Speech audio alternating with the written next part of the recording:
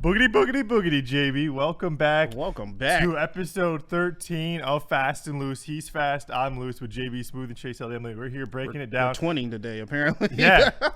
Rocking a Shout uniform. out to Cadillac Racing, man. JB, we're always matching some way, somehow. Doesn't matter if it's like car of the week, if it's mash, gas, or pass. Doesn't matter. I'm mixing up another NASCAR podcast, and then our crash.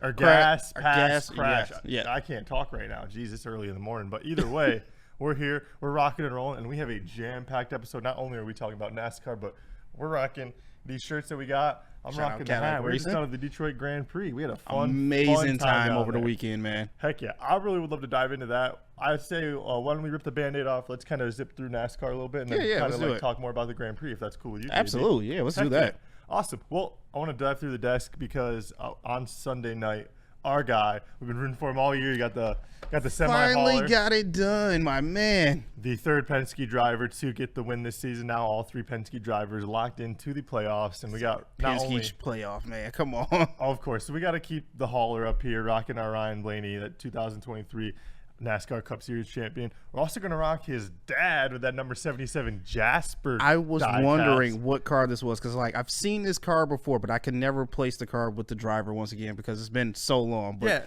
you brought it back up here, and I was like, oh, all right, now it connects. Yeah, I mean, hey, it's a very very family-oriented sport in racing. You know, you've got like not just like the Earnhardts, but you've got the Blaneys, the Pettys. I mean, there's the Wallaces. There's all sorts of families in NASCAR. I'm missing some, and I know, but there's tons and tons of families. The Allisons. I mean, legends of the game and the sport. And I want to shout out the number 4 Kodak car, the Mike Skinner right there, another throwback. I saw that car and I also found a couple of these pictures. JB, I figured the Kodak car for a couple of Kodak moments. I got these photos up here. Photos JB. Up here, man. So if you look closely, this is in old this school. photo, JB. I say both of these right here. This is from the Daytona 500 in 2003. This happens to be the exact same car that Matt Kenseth ran in the Daytona 500 in 2003. My favorite driver. And then we had to get a snapshot when they're driving around the track. You got the convertible riding around. I'm showing it to JB. We'll flash to the screen too. You got Matt Kenseth giving the wave to the crowd. My guy right there. My favorite driver. Posthumously to Dale Earnhardt. We share a birthday. He is the man. He is the last Sprint Cup or the last Winston Cup champion, I should say. Got to correct myself. But Matt Kenseth, my guy, favorite driver, and loved rocking for him. Got to throw both my die casts up here. I couldn't pick one, so rocking and rolling with both of them. Hoping to classic that you have these like classic Kodak Polaroid pictures, or not Polaroid, but old school pictures out here, man. Like, these are hard to find, by the way. Yeah, I mean, it's just some fun memories from when we got to go down to the 500 in 03. I mean, there's a. Like, I think I might have mentioned it before. There's a couple, like Ryan Newman has 2 very memorable crashes at Daytona. One of them more recent than the other, but I vividly remember being at the race in 03 when he was rocking that number 12, either the Nextel or the mobile car at the time. I don't remember what that livery was for that race, but man, fun time. And I had a fun time watching the race on Sunday night because not only was Ryan Blaney the eventual winner, but another driver who at least I've been becoming a fan of. Yeah. Another driver who drives the number 77 as well, Carson Hocevar. Hey, came in second, man. From Portage, Michigan. Yeah, he did come in second, and he's been fighting hard, man. He was up there during Dega, running good for all 3 stages. Very true. That 4th stage, or the Coke 600, I should say, yeah. But at Charlotte. But yeah, he was running good for 3 stages. Engine blew up at the start of the 4th. That was tough, man. But it looked like looked like they bounced back and fought hard. I would have been happy with Blaney or Hocevar getting the win. Obviously, Blaney's been fighting hard, and he's had a couple tough breaks go his way this year. So I'd have been a little bit bummed still not seeing Blaney get the win. But Hocevar, man, I texted to you, JB. I said him getting his first win before he comes to Michigan next week would be awesome. And it's been perfect, man. And then I heard it not even 2 minutes later on the broadcast. I can't remember which guy was talking to Dale Jr. The commentator, you said. He was talking about, they're going to be going to a MIS next week. He's from Portage, Michigan. That's his hometown Coming track. home? What if he gets the win? Coming home? And I called it to you. I was like, hey, he got second. He's been fighting hard. He's been climbing the leaderboard every week. And I think eventually, if Ricky Stenhouse doesn't take him out, I think he might end up I don't think you have to worry about Ricky Stenhouse. I'm just saying. I don't know. I don't know if you're paying attention, JV, or not. Like, you saw some of the chatter from the weekend and whatnot, but there's some talk that Carson Hocevar better be on the lookout. Better keep turning his neck a little bit because Ricky Stenhouse might be either waiting for him in the garage to, with a nice knuckle sandwich for him, or he might be waiting for him on the track to put a little bumper to bumper. Or as we call it in the wrestling world, those receipts. So someone's going to have to pay for those receipts. 100%. 100%. So it's just, something to look forward to. And I'm hoping it doesn't end up paying that receipt, at Michigan. Because like I said, hometown kid, hometown track. Looking forward to seeing Carson host. But the race was quite impressive as well, too. You had 102 green flags throughout the laps on the course, finishing off with obviously Blaney coming in first and Hocevar second as well. So it was just a very a tight race. I mean, Blaney led for like 139.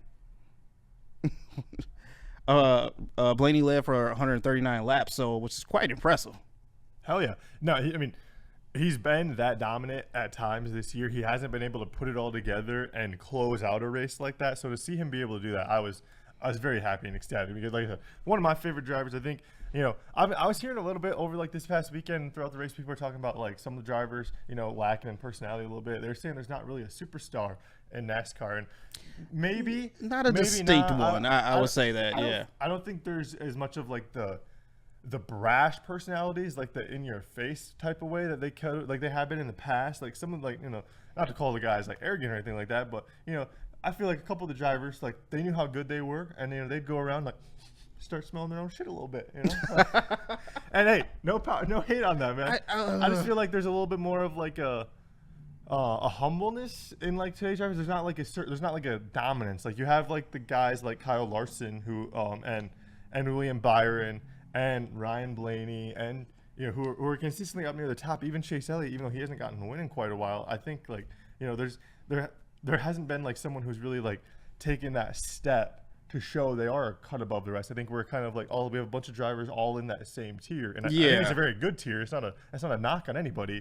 I think you have a bunch of really, really good drivers. There's just not anyone who sticks out as like a cut above the rest. Like these are all good, like really good. But this one's great, you know what I mean? Like, not to say that these aren't great drivers. No. That analogy. I get what you're saying. I feel like they're all kind of on that same level, the same tier as you said as well too. There's not really one that sticks out to being like the most dominant personality-wise or kind of out on the track all the time. Like, but they all have these mixes together. Obviously, you'll see flashes of it here and there. Obviously, with Denny Hamlin, a race a couple of weeks ago when he came out to the crowd and he did the horns down. I'm assuming that was in Texas.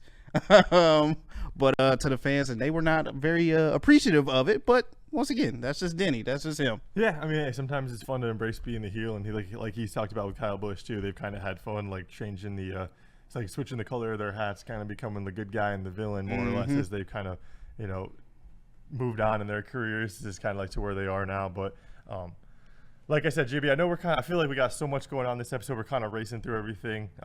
Nashville was a blast, and I can't wait to get I want that guitar. I want that trophy. Right? That trophy is so sweet. The guitar, I'm like, oh, this is so sweet. I need this. Yeah, I mean, I'll have 15 of those in my house. Forget that grandfather clock. That's fair. I mean, they look a little different each time too, because they like each series winner got the guitar. I know it was Raja Karuth snapped his winless streak. I don't know if you got to meet Simeon from Big D Energy. He's like their intern. He has a friend who works for Spire Motorsports. Really? Yeah, who is like part of like Carson Hocevar's team, who like Raj Karuth drives for. Oh, so wow, really man. cool. Like we could have him on the show, maybe. Yeah, I mean they're I think they're headquartered in Missouri. So like when he goes to Mizzou, so kind of like all those like that crossover overlap. Pretty cool. I thought it was awesome, and so. I've kind of become a fan of Spire. My dad likes Michael McDowell. I'm a fan of Carson Hocevar, and sneak peek. Did Justin Haley in that black number 7 Garner Trucking make the car? It looked pretty good. It looked pretty good. It's at least getting an honorable mention right now if it didn't make the car at least. but speaking of that, JB, do you want to do a car of the week, or do you want to get that gas pass or crash in first? Maybe we should skip to Indies and then do the pass grass and car of the week at the end. Okay, for sure. Yeah, I was hoping we'd dive into it. We were down at the Grand Prix over the weekend. Really fun time, and one of our other guys, Ryan, who came in this morning to help us out in the booth, he was down there Ryan as well. So if he wants to come up here and join us and talk a little bit about that experience, I know JB and we were down there. I was down there Saturday and Sunday. Ryan got to be down there. Was it Thursday, Friday, Saturday, and Sunday? Yeah, and so he got to come up. Yeah, come on up here, man. he got to go down there. We were at the media luncheon Thursday. Yeah, I didn't know we were gonna do it in the booth or what. Yeah, Well, yeah, you can slide in here, I'll man. come up here, man. Yeah. So yeah, I mean, Ryan. So this is your first time at the Grand Prix? Yeah. Yeah. So how'd you like it, man?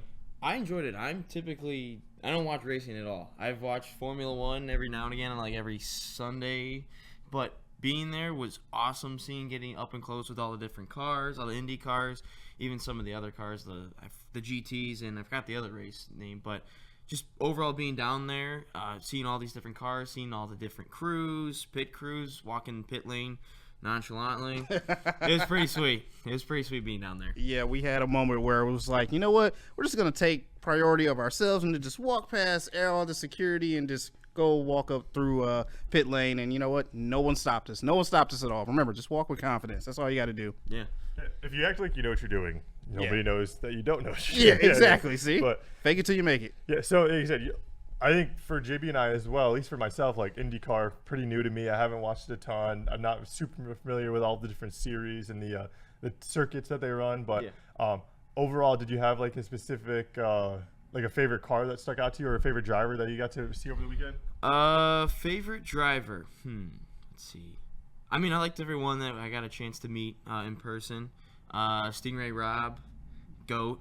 Nolan Siegel was awesome to talk to. Newgarden, Dixon, Palu or Palu? I think it's Palu. Palu, yeah. Anyone else that we got the chance to like talk to in person? I mean, probably Aller was the coolest car just because it was all the Detroit theme with Fago, National Coney, all the different sports teams. That's probably the coolest car that I was able to see. But any driver that we had a chance to talk to all weekend was awesome. And I hope that they won, but Kirkwood in the end won. And then we got a chance to talk to him at the end, which he was super cool. So. Yeah, you were with like Justin. He Yeah. did the interview, and you were filming that with him. You were kind of following Justin around, helping out with a ton of different stuff, capturing a ton of content over the By weekend. the way, the skill in walking backwards while recording at the same time, man, that is impressive. Yeah, the hardest part about that Kirkwood interview is if you watch it at all, is we were walking down normally, and every interview went the same way, and we stop at the escalator and that's it, right? And then all of a sudden, this crew from Wayne State or something, D2 Racing, whatever it was like, "Hey, Kyle, can we talk about cars with you for a second?" And Justin's like, and we had to walk. So then we get down to the second floor, and then as we start the interview, I'm looking, and I'm like, no way, we have to go down an escalator. And I'm just like this, and then I'm taking down all these steps, and I got it down an escalator. That was probably the hardest thing I did all weekend. But we got the interview in the end, and Kirkwood was cool with it, so we're happy. That's impressive, man. Hell yeah, I mean, that's what's up. I think it's pretty cool. Like, you watching the video, you just see, like, the escalator just kind of moving down backwards. And yeah, the cameramen are always underappreciated, underrated. Yes. But you and me, fire up Chips. Fire some up. BCA kids. We both know that, hey, like, there's a lot of hard work that goes on behind the scenes. And this guy right here is one of those hard workers, always putting in the grind. Stop it. He is very, very Stop talented. Yeah.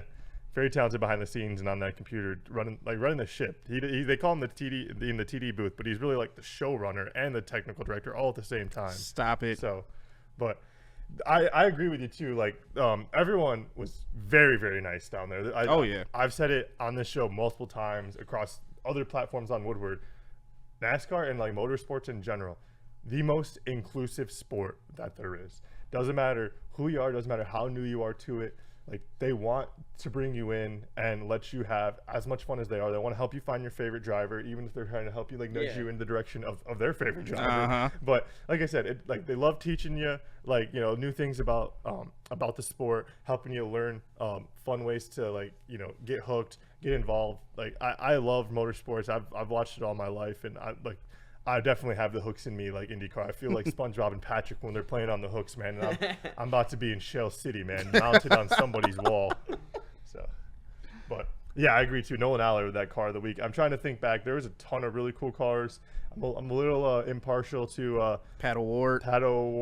Which he's got a new fan in me, by the way, hey. Off of you, just giving the whole his heritage and everything like that, and especially the way the car looks as well too, that orange and black together.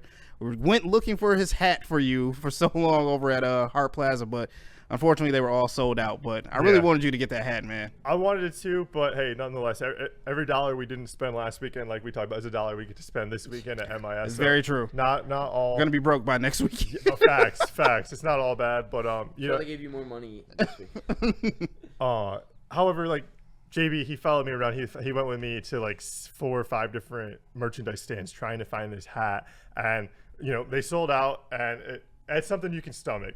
I told him, like, I sit there, we're in the media center, we're like eating our lunch, and I'm like, I think I'm about to go walk all the way back to Hart Plaza. I think I'm gonna go all the way back, and I'm looking at the map. I'm like breaking down the route. I was like, I can't handle not trying. I was like, I can handle losing. Like I can stomach a loss, man, but I can't handle no effort. So I was like, I gotta put in that work.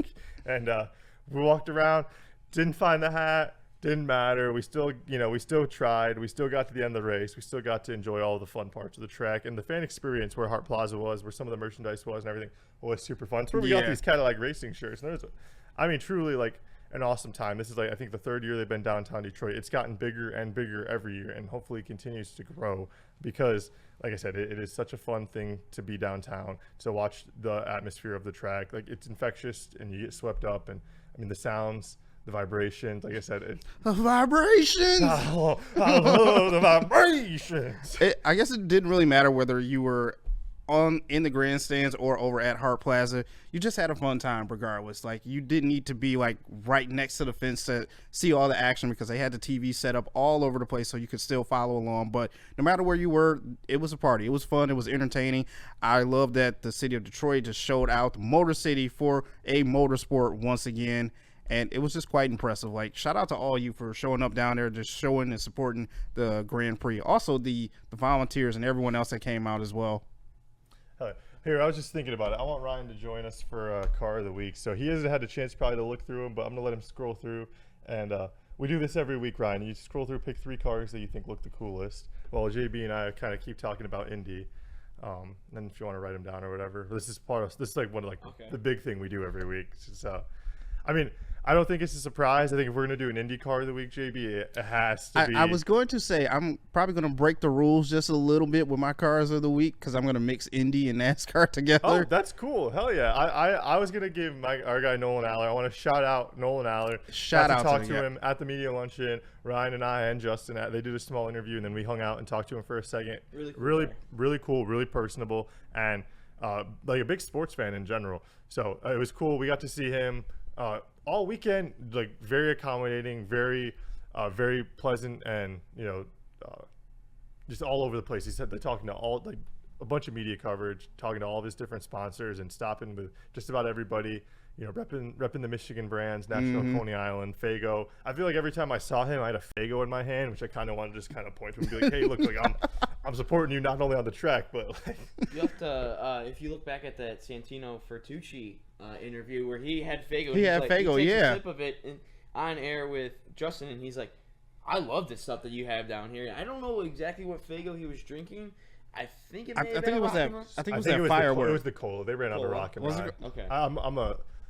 If like the way that there's like alcoholics, I don't like beer, but I love soda. Like cola. I can eye a Fago.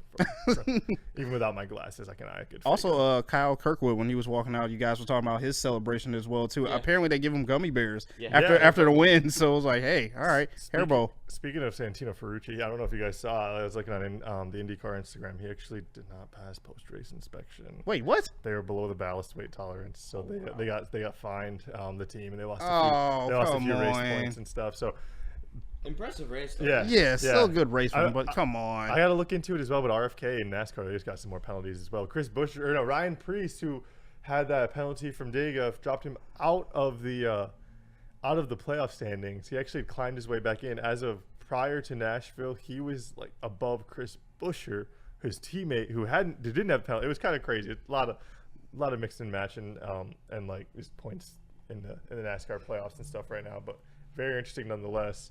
But yeah, again, real quick, I just want to wrap up and say shout out to our guy Nolan Aller. Like I said, really shout out once again, also, man. Shout out Joseph Newgarden, Alex Pillow, Will Powers. There's a little special treat at the beginning of this episode from those guys, so really appreciate them. just being able to like help us out here at Fast and Loose, contributing to like what we got going on here. So they're always gonna have a special place on this platform. We're always gonna be rooting for them. Of course. JB, you nearly jumped yourself into the fountain at Hart Plaza for Willpower. Almost. Willpower was second for a very long stretch, and I made the bet with you on camera, like, hey, if Willpower makes it, wins this whole race, I will jump into this water fountain over here at Hart Plaza. Yeah, we were at Hart Plaza, and I was just like, you know what, JB, you picked the guy in P9 to climb all the way to win the race. I picked the guy in Got P8. up to 2. I was like, I'm willing to jump into the fountain at Hart Plaza if Scott McLaughlin climbs all the way to the top and wins this race. Oh wow! And JB was like, you know what, I'll do it for Willpower. And Scott McLaughlin didn't have as good of a running, but there was a time when Willpower was up at the front, and it was like, oh crap, was just JB gonna be going home wet? I was prepared for it. Just know I was prepared for it, and I was chirping Justin the whole entire time. Like, I told you Willpower can do it. Tell me Willpower can't do this. Yeah, I mean, hey, Willpower has that willpower. Yeah. Yeah. What I was doing around Hart Plaza was asking all the McLaren fans if I looked like Lando Norris, and a majority of them said yeah, and a couple of them congratulated me on finishing P2 in the Spanish Grand Prix over the weekend. And I mean, do you guys think I look like Lando? I personally, to this day, do not see it. We got to put up like a comparison on this. But for some reason, a lot of people see it. I don't know if it's the hair. It's probably got to be the hair. But people say, like, even without the hair, that I look like it. I personally do not see it. I think you are. You're just a twin. That's what it is. We've never seen you two in the same room together, so that's what it is. Yeah, Lando, I would love to be in the same room as you. So let's make it happen.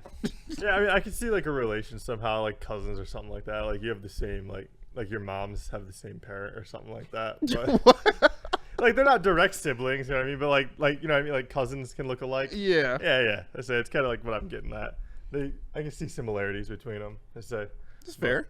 But hell yeah. Well, I don't know. It looks like you've been kind of scrolling through. Yeah. JB, you wanna jump into our car of the week? I know you said you kind of got a little surprised with a mix. I mixed in some Indy cars, obviously with some of the NASCARs as well too. I still only did my top 3, so okay. if that's fair. So number 3, I had to do this even though it's a simple car, monster car. My girl Hailie Deegan at number 3. It's very simple, just black and green, the monster logos on the side and everything like that. So that's my number 3. Number 2, we actually got it right here as well too.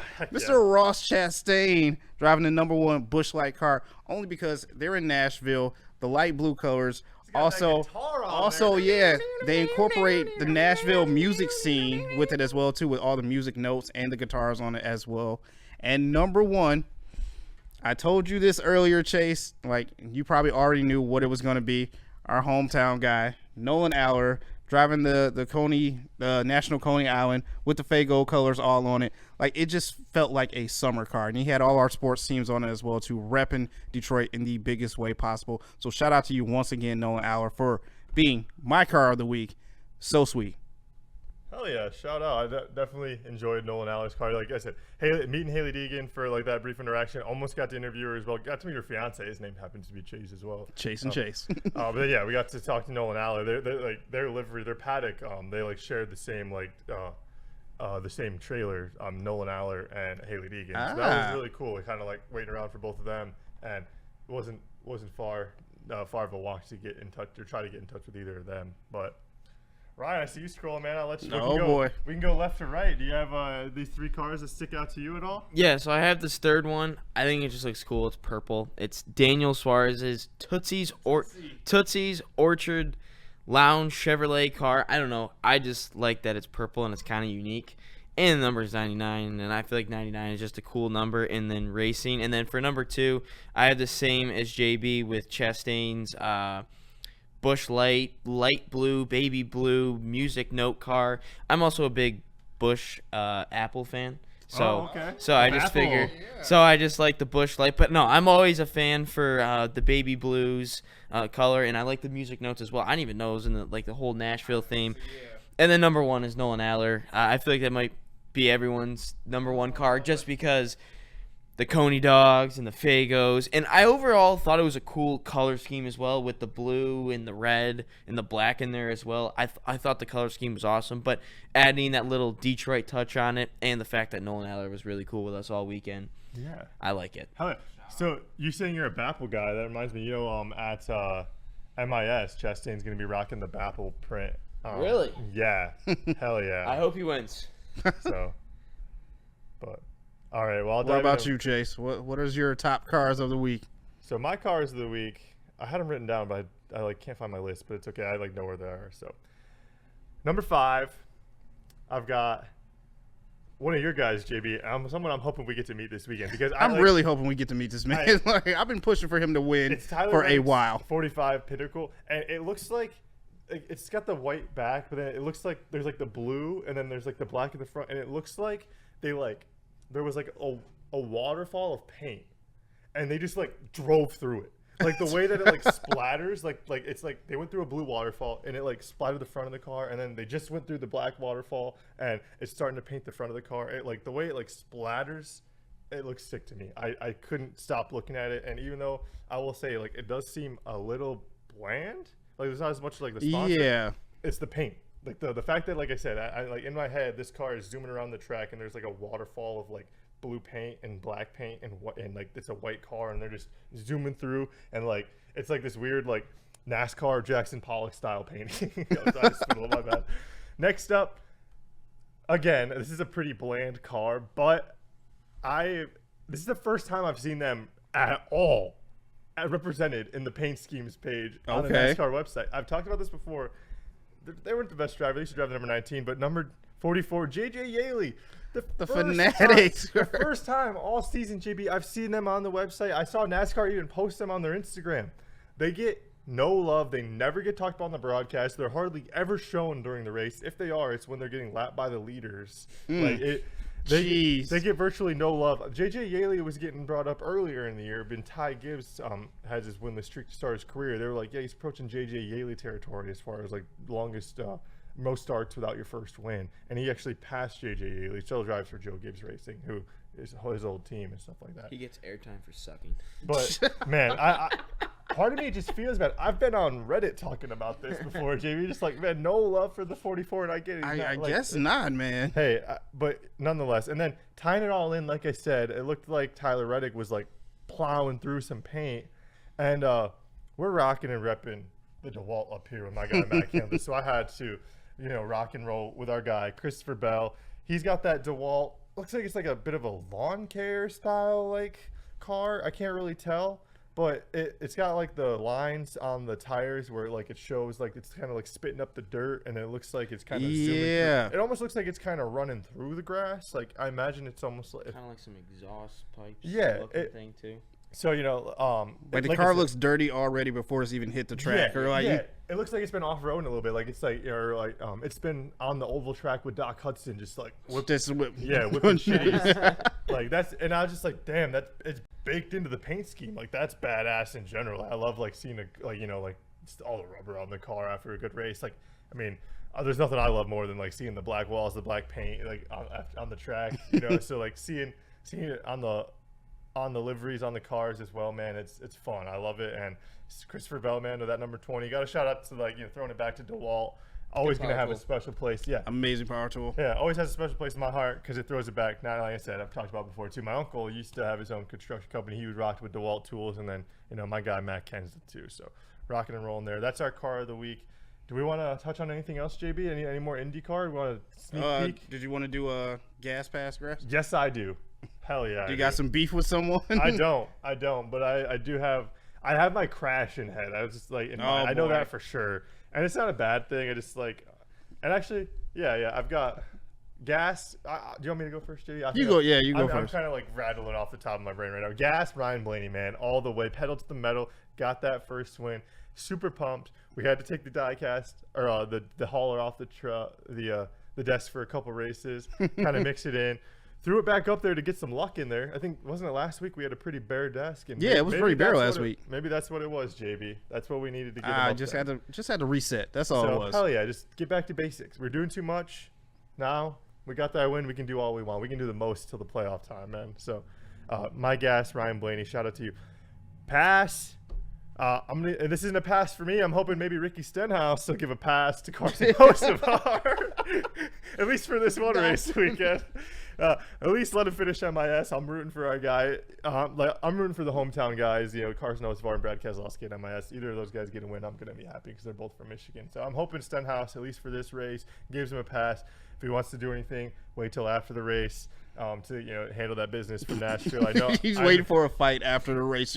I know he didn't give you that grace. That's the thing, dude. NASCAR, they fight, JB. First ever broadcast, televised race, the Daytona 500. Kyle Yarborough and Bobby Allison get out the car and in the infield. They just start fighting. First ever televised NASCAR broadcast. That's pretty sweet. My dad and my grandfather were watching the race together.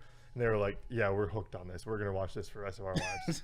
Because not only are they racing fast, but they got out the car and they fought. That's how much they care. Is it bad? I kind of like the confrontation. Once the race is done, they hop out of the car. They walk up to me. Man, what are you doing? What was that? You know how hard it was? I had to narrow down what I was putting on the desk this week because I was diving into all my cars. I had put down my Jimmy Spencer. He fucking punched Kurt Busch in the face, broke his nose. He got kicked out of racing for that, basically.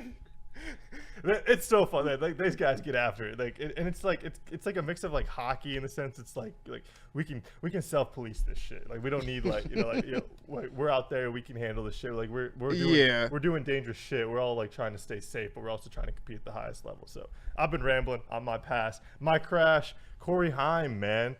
Rocking 2311 team, rocking the number 67, had that plain Chiefs car. It just wasn't clear. Keselowski on the outside trying to get in the on the outside, wasn't clear, just fucking turns up the track and spins himself out. It was just a complete mess up. No one really to blame but himself. He was not clear. Not sure if it was a spotter error or just poor judgment, but I mean bummer to see. He was he runs good in the trucks. I was hoping we'd see some time. He was running 13th, I think, when he crashed out. So that's my crash for this week. Our gas pass crash, JB. I mean, we kind of have a little bit of a similar one, especially at the end as well, too. My gas, obviously, Ryan Blaney. Come on now. My man secured the win over the weekend, and it's a Team Penske playoff now. You got to be impressed with that as well. My pass, and this isn't a slight because we love this guy, hometown hero, Nolan Albert, just had some bad luck out on the tracks over at the Grand Prix. It sucks. We wish it was a different outcome for him, but unfortunately, it is what it is. But we still love you, my guy. And finally, my grass. Riley Herbst and Chris Helms with the Jordan 2311 team. Only two that did not crack the top 10. Yeah. Bummer. Riley Herbst, though, I mean, hey, hopefully he starts putting it together. He's still a rookie. I feel like sometimes people are a little bit too critical. I hear some not some harsh words, but it's people are maybe I feel like people sometimes think he should still maybe be down in Xfinity or something like that. And it's hey, he's a young kid, let him run. He's a rookie, like you say. He's just working his way up there. I mean, hey, Denny sees something in him to let him drive his car. So exactly. That's kind of give him the benefit of the doubt. I feel like the same thing with Ty Gibbs. I don't hate the nepotism in Ty Gibbs as much as I do with Austin Dillon. I'll be a hypocrite. I understand. But Ryan, you have anything else you want to talk about racing wise? Yeah, man. No, I just think that the only thing I would say is, for people that are in my case of, I don't, want to watch racing or that's, not my thing, definitely give it a shot because just being there in person and seeing, all the workings and all the crews and meeting all the drivers, it's a cool environment. It's even though being there, you miss 98% of the race because can't even see the other 9. You only see 2%. You only see them down the final turn and into the finish line. But no, it was awesome being in there, and it hooked me on watching more races down the line. So, and especially IndyCar. I've been into Formula One a little bit just because of the Netflix documentary and then watching it on TV. But IndyCar, man, it was just awesome to watch, and I'm into racing now. I will say that.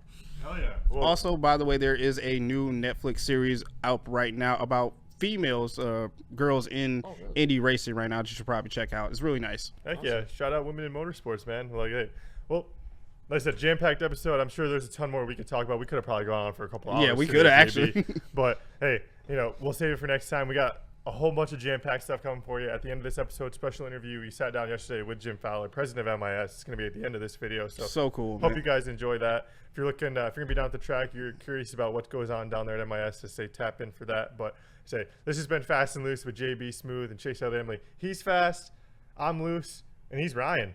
We'll see you guys next time. Peace. So, like I said, very much looking forward to the race weekend. I've been a fan of NASCAR all my life, and I actually grew up in Jackson, not too far from Brooklyn. So always kind of associated as kind of being more or less like a hometown track. For this weekend, I guess. What are some of like the like I guess like fan aspects, like stuff that they could be like most looking forward to, for like a first timer who's coming out to MIS? Oh, well, a lot, I think is the best way to put it. We have, this is going to be a new race date for us too. So not necessarily relative for the first timers, but we're going to have music. We're going to have activities in our fan zone, driver appearances, a ton of things that you might expect that we would have on a race weekend. And for us, this is a big one because it's a triple header race weekend. We'll have racing Friday, Saturday, and Sunday. So Friday starts with the ARCA Menard Series with the Henry Ford Health 200, and that's a series that is really younger drivers, some veterans mixed in, and drivers that are trying to work their way into the NASCAR ranks. And then Saturday is the return of the NASCAR Craftsman Truck Series. So we haven't had truck racing here for quite a number of years, but it's great to have them back. And again, very similar to ARCA, a lot of up and coming names, some drivers that are trying to work their way into the NASCAR ranks and might even be racing on Sunday someday. And then Sunday, obviously being the big show with the Firekeepers Casino 400, the best drivers in the world here at NASCAR's fastest track. So a lot to look forward to on Sunday. We were talking about music. We'll have a pre-race concert that'll feature Nate Smith, and that's thanks to our partners from Busch Light for bringing the Busch Light Summer Music Series, making a stop here in Michigan International Speedway. So a lot to look forward to. I always tell people, visit our websites, mispeedway.com. There's a lot that you can learn on there about what is taking place, when it is taking place, where it is taking place, et cetera. It's a great resource for a first timer coming in. Wonderful, thank you. Growing up, I knew there was always usually two race weekends that they had penciled at MIS. What could some of the fans do to hopefully bring NASCAR back to MIS for two different race weekends a year, do you think, from your perspective? Well, the fan support here has always been tremendous. And so, I get asked the question a lot about, when will we get a second race back? The truth is, I don't know. But what I do know is that we're going to make the one that we have the best that it can possibly be. And our fan support, like I said, is tremendous. We're going to have a great crowd. They're electric. I mean, the fans here in the Motor State love racing. They love cars. They're very passionate. So, you fill this place up, and you get a vibe and an energy here that's pretty special. So there's nothing like a race day here for sure. Yeah, absolutely. I don't think there's anything like quite like being at the track either. So like they're very much excited, and hopefully we're able to reach some new fans this weekend. Both like from this interview, and then like just being out at the track. Yeah. Um there's like some cornhole events or something going on. I've been hearing of at the race weekend. Would you be able to explain a little bit more about like some of the cornhole that's going on? Yeah, sure. So, we do some things that are a little random at times that might seem on the surface, but we have fans that are really passionate about a lot of different things, and cornhole is one of them. So we have a group of competitors that are coming in from different areas of the state, and they're going to have a cornhole tournament here during our race weekend. And you can find out more about that on the website too. But yeah, I mean, we have that. We have kids activities. We have face painters. We have bingo in the campgrounds. There's so much that we do on a race weekend. A lot of people just wouldn't know about, but cornhole in the fan zone is certainly one of them for sure. Yeah, absolutely. I think I've been saying for all my life, I feel like NASCAR and like motorsports in general is a very inclusive sport. Like people who might not be familiar with it, if you're able to make it out to an event, like you've said, there's a lot that goes on at the track. From your perspective, as a spectator, if you get a chance to go, what are some of like the things you look forward to most being at our race weekend? To me, it's the sights and sounds of the race itself, certainly, but it's all about the community as well. I think race fans, by and large, are a very inclusive group, and they love first timers that are coming in. When you go to an event for a first time, it can be a little bit intimidating, especially as you try to navigate a property, the size and scale of ours. But race fans have a way of finding the newbies in a good way. They're there to help. They're there to help them find a favorite driver. They're there to help educate them on what makes the sport tick and what makes it so much fun. And that's one thing that I really love, is to see that and witness that on a race weekend. I look forward to it every single race weekend. That's awesome. And then, like I said, I like MIS pretty close to where I've grown up, so I'm always a little bit partial to the track. But what are some other things like about MIS that really makes it stand out among the other tracks in the NASCAR circuit? Well, it's a track that's very rich in history, and tradition, and our fans. It's great that we have generations of fans that have been coming here. I was telling somebody on an interview earlier that over the last week we had some early arrivers, and I went to talk to them, and this will be their 51st year camping together in the infield. Oh, So wow. things like that are pretty special, but obviously the connection to the auto industry is really special. We have a trophy here we call the Heritage Trophy that goes to the winning auto manufacturer. And when you're in the backyard of Ford and Chevrolet, that's a big deal. It's a big deal for the drivers. It's a big deal for the OEs, for sure, the manufacturers. And it's even a big deal for our fans because I guess I shouldn't be shocked, but it is impressive the amount of individuals that are coming here every race that work either directly for a Ford or Chevy or work for a parts manufacturer, have some sort of direct connection to the auto industry. And that makes it pretty special when they come here. Yeah, absolutely. I mean, just this past weekend they had the Detroit Grand Prix downtown, and like very much motors, like all the different manufacturers and stuff putting on. So I wanted hoping to see some of those fans who made it out to the Grand Prix, hopefully make their way to the Irish Hills into Brooklyn and enjoy some fun at NASCAR as well. I myself, I've always been a little bit more partial to stock car racing, but say from from a from your perspective, being in like your vision, how, like, what are your thoughts? Like, do you get excited seeing like stock car drivers like Kyle Larson, making the transition to a different discipline, and in the IndyCar at all? Like, just previous few weekends when they did the double. I do. I love that. I mean, there's so much talent out there, and I get asked a lot about the Detroit Grand Prix. I would have liked to have gone myself, obviously, but it's just a little bit close to our race weekend to be Yeah. able to go. But, I always say this, and I mean it, the more racing, the better. That's what develops the fans in our markets. That's what gets people excited about following, whether it's an open wheel driver or a stock car driver. There's so much crossover, and that's what builds the fan of tomorrow. And so that's really important. And to have that, right here in the state of Michigan is a great thing for everybody. Awesome. I know we're cutting it close on the time, so I'll just kind of leave it with this one last question. Mhm. From when did you find like your love of motorsports? Like, when, like, do you have a specific moment or like point in your life where you've like really found like your love and just like, I guess, catapulted to you like to where you are now as like the president of MIS? Sure. I grew up watching racing with my family. So it's something that we did together, and that was a tradition for us. And then when I was in school, in college, I started working for a sprint car team, a very grassroots racing team that was based out of Sedalia, Missouri. And that's what gave me the chance to take my love for racing as a spectator and get to see the business end of it a little bit. And as that continued to grow, I knew that when I graduated, I want to use my degree and put it, into a field that I had a passion for. And I was just very fortunate, to be honest with you, to be able to start my career at Kansas Speedway, and then ultimately that's led me here to Michigan. And it's a sport that I love dearly, and it's something I'm still excited about. And yeah, I'm very blessed. Well, that's awesome to hear. I mean, I'm not very much looking forward to, like I said, the race weekend, as I've said like multiple times now. Like, I haven't been back to MIS in quite a while, but like, I even when we had school field trips, March is reading month, and if we hit our reading, Yeah, we got to go to the track, and it was always so much fun. Like, you're going around first turns 1 and 2, running up the bankment. It's always so much tougher yeah, than it looks. So it's a very fun yeah. track, and like I said, I'm hoping, like I said, a lot of new people will be out to enjoy some of the excitement. Well, we look forward to having you here. Thank you for the support. And if you need something from us, just let us know, Chase. Appreciate it very much. Thank you. We look forward to hopefully getting a chance to meet you in person as well, Mr. Fowler.